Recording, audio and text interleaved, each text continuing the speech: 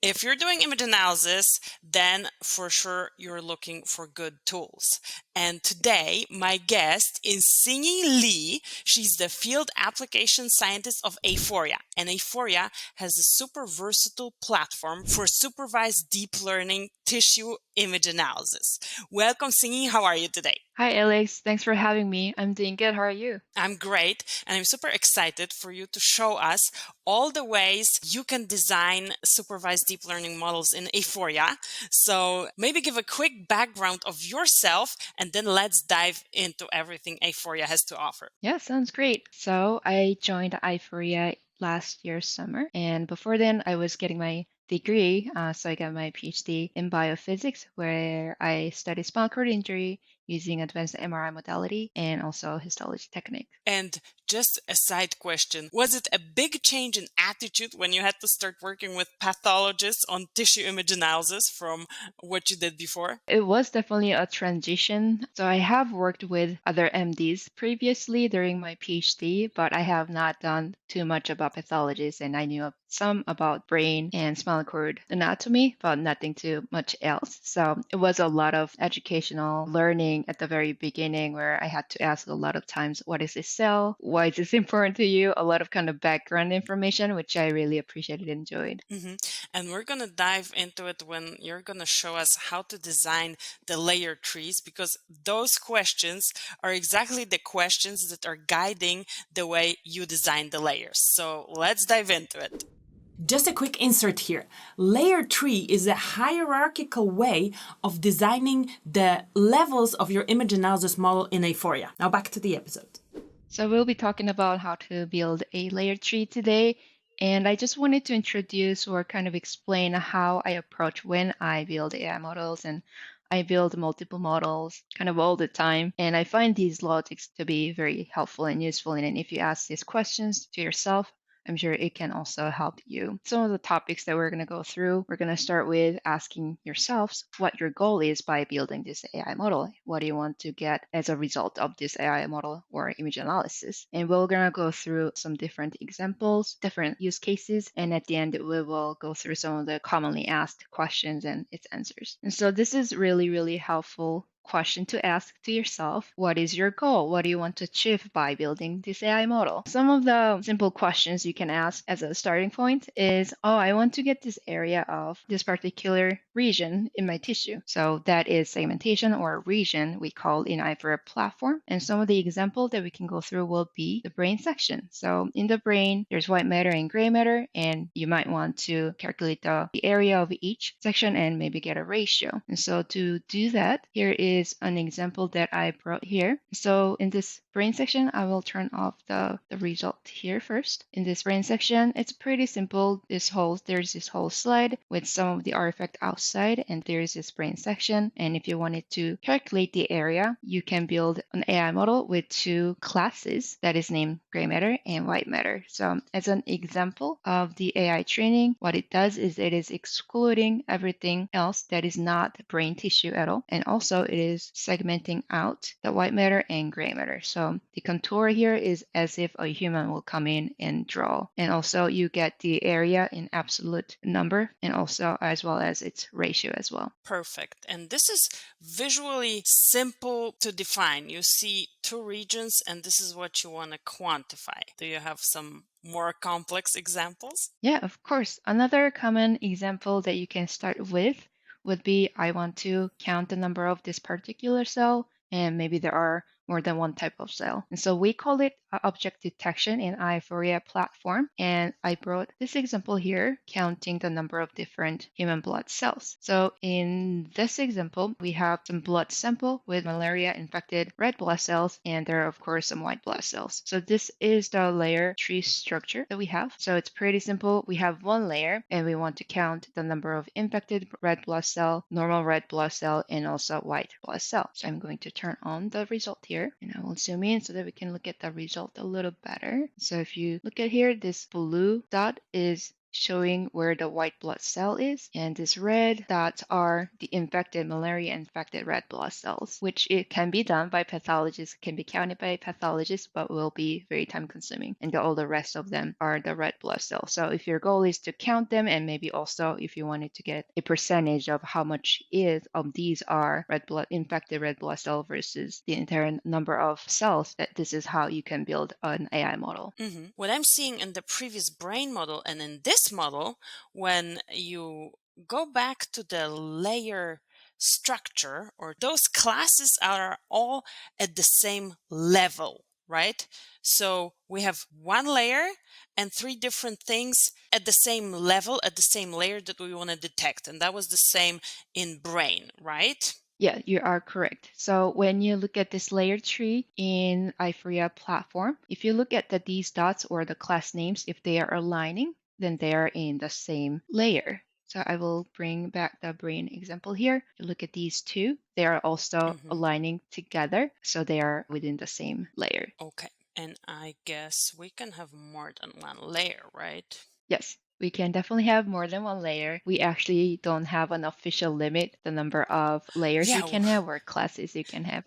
What was the project with most number of layers and classes that you worked on so far? Well, I have not worked on it myself. The most complicated AI model that I have seen that I assisted, it had 7 different layers and Oh at my least goodness. 13 different classes. So it was very, very complicated, and the amount of data you can get out of it it's huge. And so it's a really great way of exploring your tissue and really dive into to extract all the information that you have not thought of before. And there is a podcast that I did with Dr. Rish Pai from Mayo Clinic, and his model in Aiforia had a lot of layers as well. I was really impressed. I'm going to link Yeah, to this absolutely. podcast here in the cards. So let's continue with more than just one layer. How do we deal with that? What properties of tissue guide us in designing the number of layers? Because my logic would be the simpler, the better. But at the same time, we have models that have so many layers, and they have those layers because those models needed so many. How do we guide ourselves in designing that? That's a great question.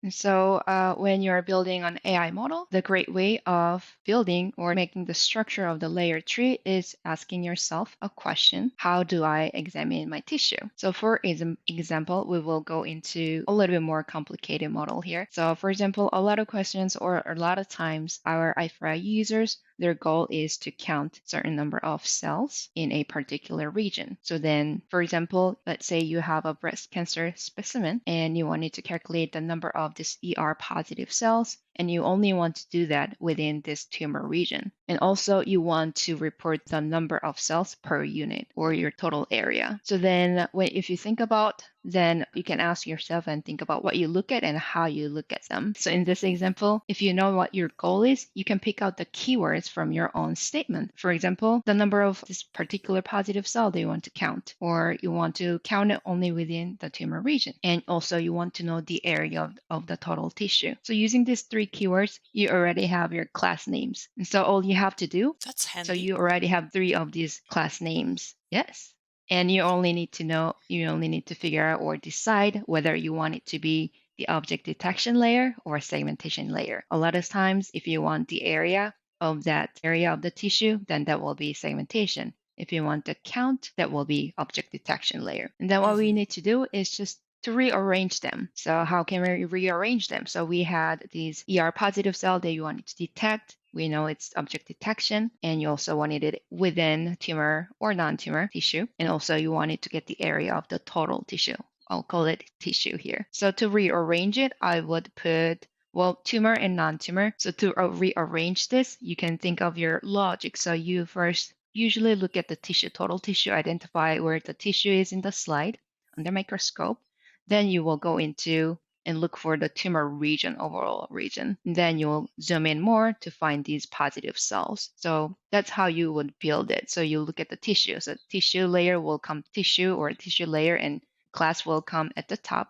And inside of it, which makes the tumor and non-tumor as the sublayer, you will put tumor and non-tumor. So it is indented on purpose because that's how Aiforia platform is showing the layer tree. And then inside of that, we are going to put the positive cell and negative cell if that's something that you're interested in. Here is an example of the breast cancer AI model. Yes, I think it's super useful what you just said because the building of the model very much follows the logic of microscopic technique. So even before whole slide images, when you have a glass slide, you always use the smallest magnification, the shortest objective.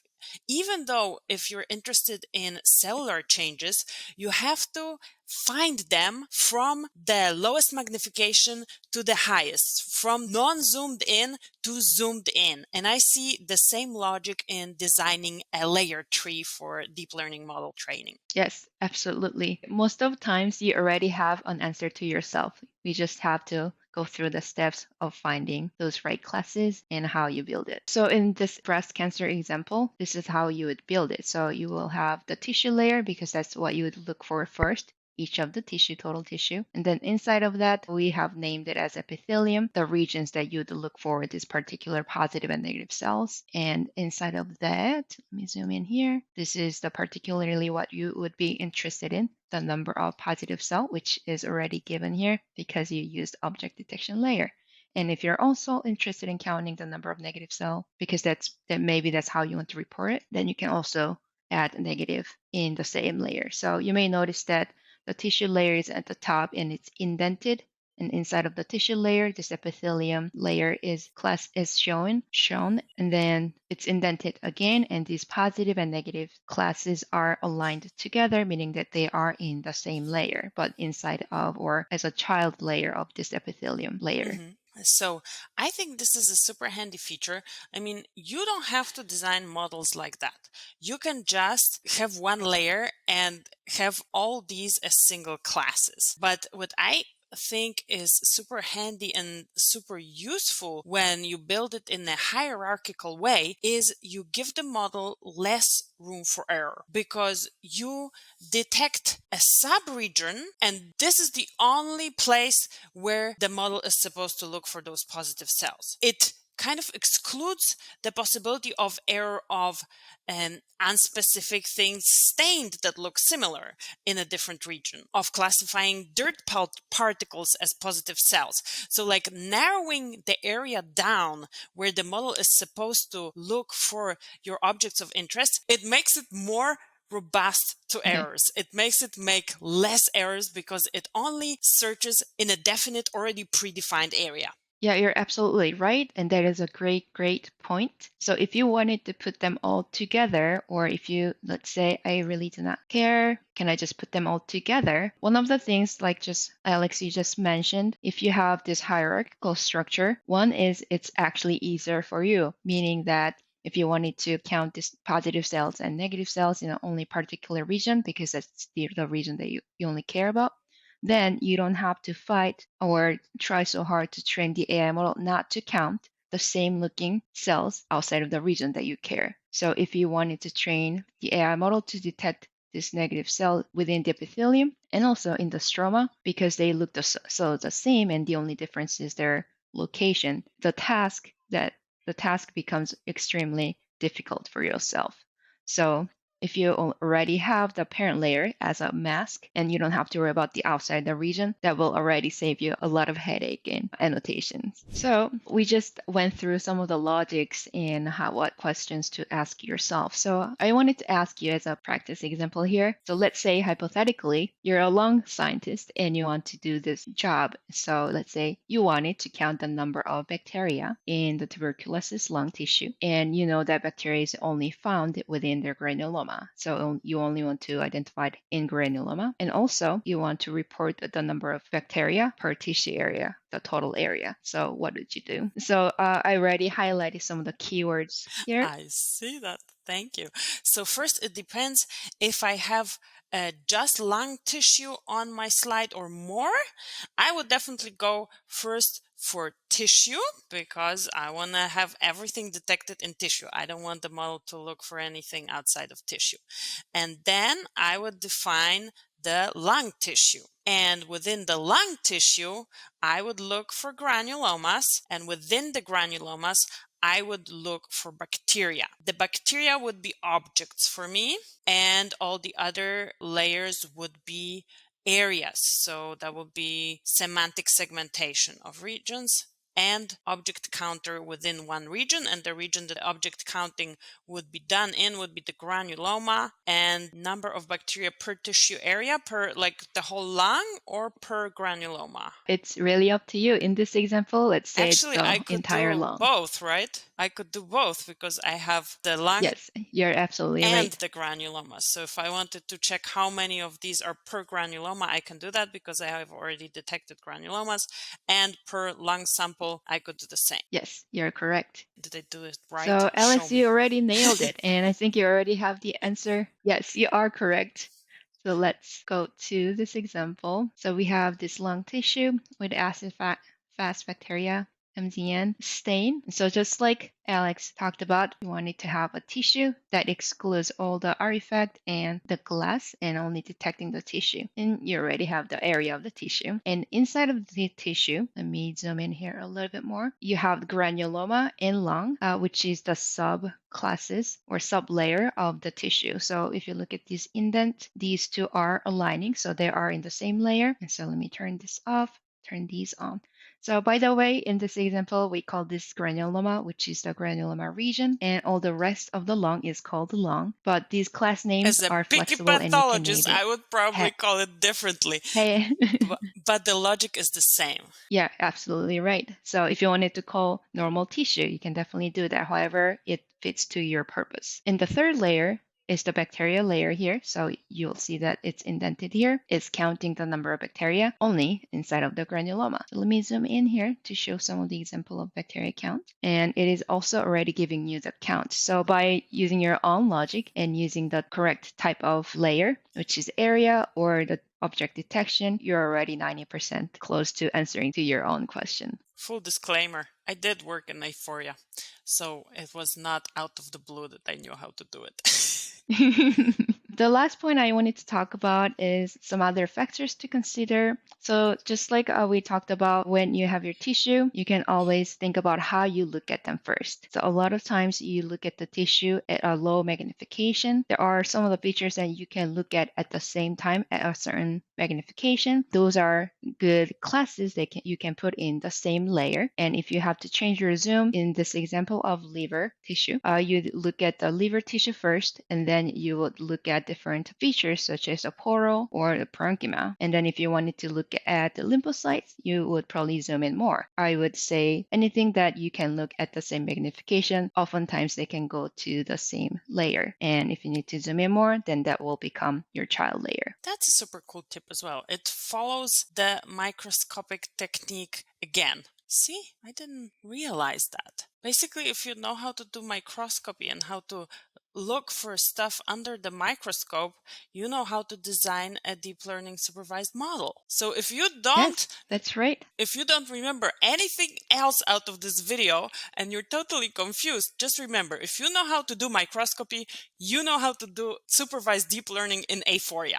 I totally agree. So in this liver example, we have the entire tissue and we have the liver tissue detector as the most parent layer. And then underneath it, I'm going to click the classes that are in the same layer because they're all aligned here. So we can detect different features that you would look for, such as the vein, capsule, parenchyma, and portal. And in this particular example, we wanted to count the number of lymphocytes inside of the parenchyma or portal region. So just like how you would examine the liver tissue. Here I'm seeing an interesting thing, that you have the same object within two different classes. Excellent question. That is a pretty advanced feature that we can also probably talk about in a separate session. But yes, the same class were used under different parent class. And so you may also notice that the number of count are the same because it is the same class. But after exporting your data, you can identify which object falls underneath which parent class, so you can count them separately. And it is called a diamond layer. Okay, so you can divide the numbers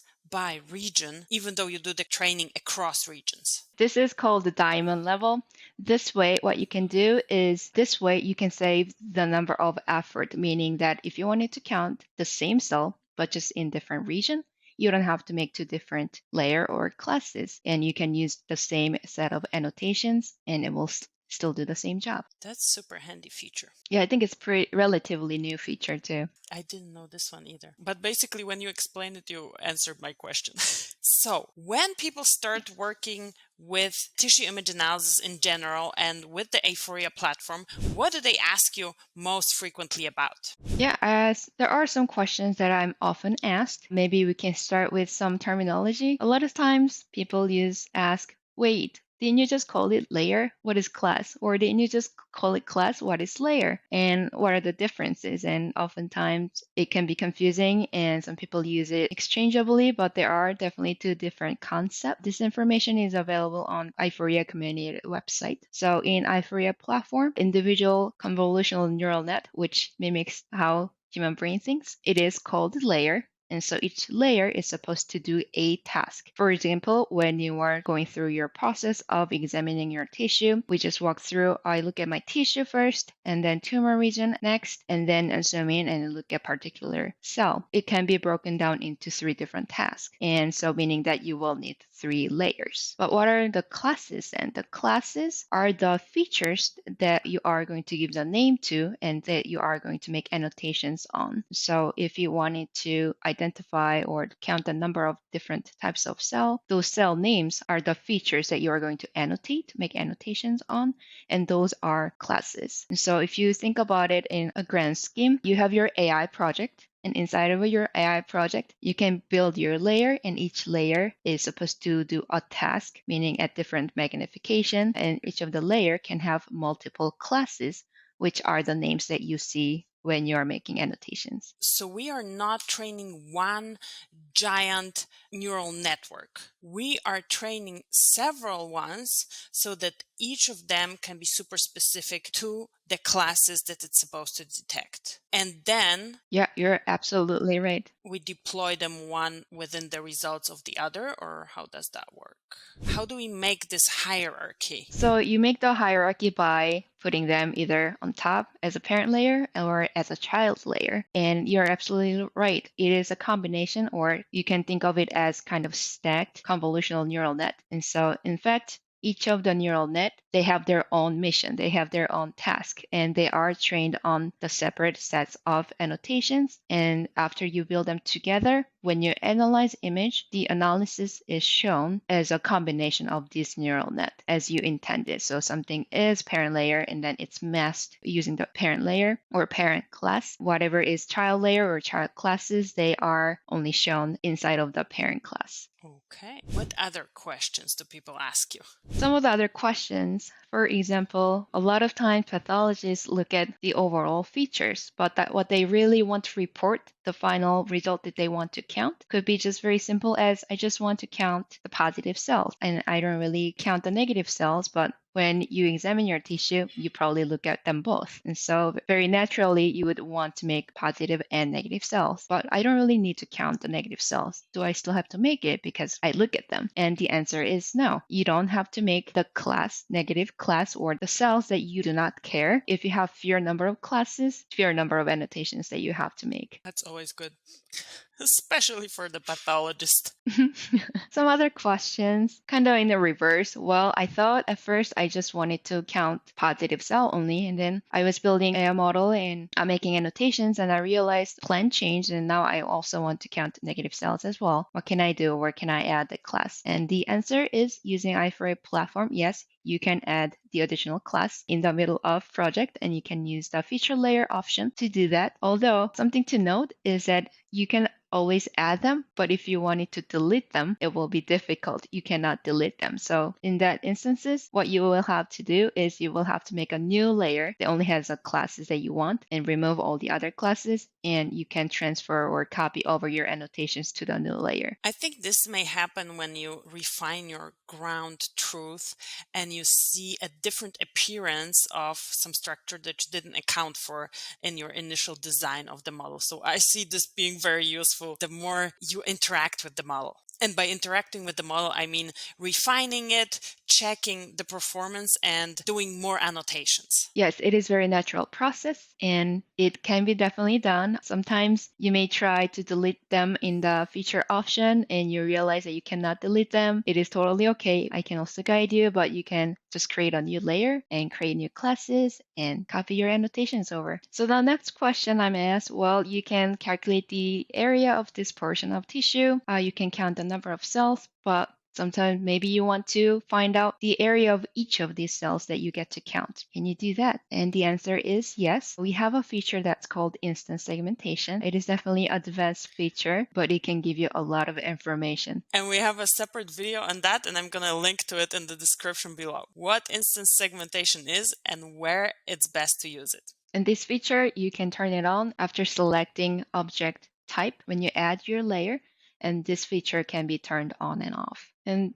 this is an interesting question. Maybe you only care about the cells near a different cell type. So you have cell type 1, and you only want to see this cell type only near neutrophils or lymphocytes. And how could you do that? In Aiforia platform, there is this feature called spatial distribution matrix. It is a post-AI training matrix that will help you to measure the distance between two different classes. So it could be either your tissue and cell or a cell to different cell, or your epithelium or tumor region to a particular type of cell. There are options that you can limit the distance or the scope of this measurement, and you can also choose to make this measurement between pairs or with everything else around a particular cell. And so for this, I actually have an excellent example, this cerebellum example. So there's this cerebellum tissue here. So in this particular example, there is a motor layer and Purkinje layer, and they're aligned. So they are in the same layer and two different classes. And so the first thing it's doing is to segment out the motor layer and Purkinje layer. And inside of the motor layer, interneurons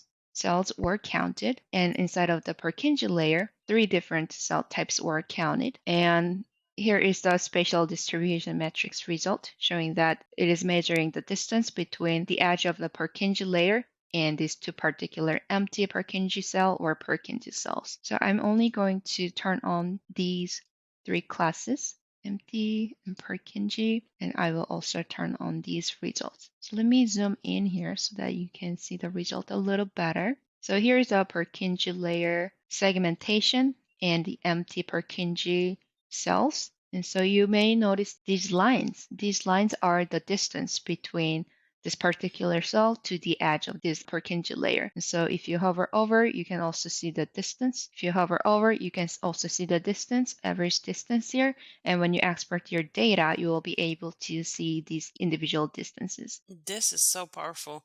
It's super powerful, and especially for immune oncology, for measuring tumor microenvironment and the interactions between different immune cells in the tumor microenvironment. So this is something that spatial biologists will love in Aiforia. Yes. So that is all I have for today. Thank you so much for walking us through all the possibilities Aiforia has. Really comprehensive lecture, really cool features that can serve different types of scientists. Everyone who's doing tissue research is going to be well served with this platform.